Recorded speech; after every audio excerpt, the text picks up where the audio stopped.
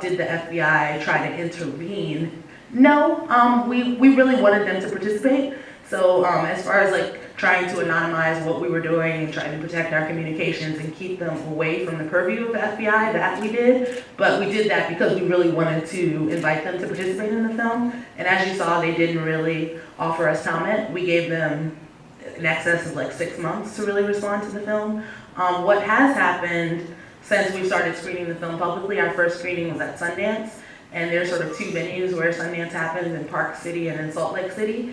And in Park City, there's an FBI field office, and we had 2 screenings there. And so we kind of loosely in our conspiracy theory minds were like, oh, the FBI will probably come. It's the first time they can ever see this film. And no one announced themselves at that screening, but about 2 weeks after Sundance, in our credits is listed our sales agent who's responsible for like selling our film, and the FBI directly called our sales agent and asked for a copy of the film. And their quote was like, to better inform our counterterrorism sting operations. And so another thing that happened is we screened at Tribeca, and 2 FBI agents came up after the screening and announced themselves and said they worked for the FBI, they worked as counterterrorism agents. But when I said, did you like the film? They said we wouldn't say that, it was educational. So it seems like educational is like code word, you can't comment. But they also said that they came to see it on sort of their off time, and that the FBI did not send them. So again, because the FBI has not commented, we don't know. But I will say that, I started by saying sort of the FBI has been a presence in my life since 19. The thing about these FBI investigations, even in the case of Khalifa, is that they span multiple years. So something the FBI is investigating about this film now may not manifest for 5 years. So I'm very conscious of that, just knowing that we are on their radar. This is not the most flattering portrait of the FBI, but I think both my co-director and myself are going to continue working in this area, and sort of hopefully the FBI will one day offer comment.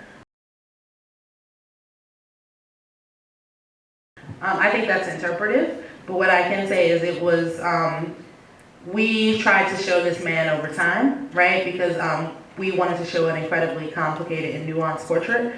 And so the film is sort of bookended by 2 moments of less than depression, and they're both when he's not working for the FBI. So if we start sort of when he's average Joe on his regular job before he gets the call, and then we end with sort of the FBI calling, he might have a new job. But in the middle, that is when, I guess his psychological state, he is pretty depressed, right? Because for 24 years, he has been going to a different town every week, meeting different people, purporting to be a different person for a different person for over 2 decades.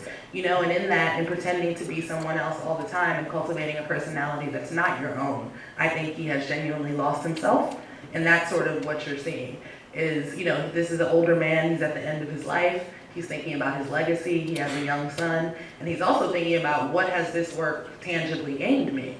And Saeed is someone who thought that, when he was making $250,000 tax-free, mind you, he's a criminal, Saeed too is a felon, so he can't really get gainful employment. And so the only other way to make $250,000 tax-free is to engage in criminal activity. And so at this point, he didn't save any of that money because he thought it would keep coming. In his most recent investigation, his last case, it was $1,500.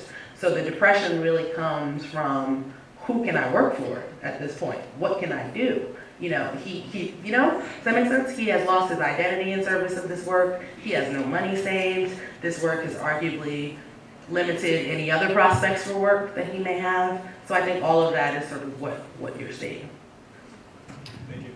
Let's have one more hand for Lyric and Cynthia.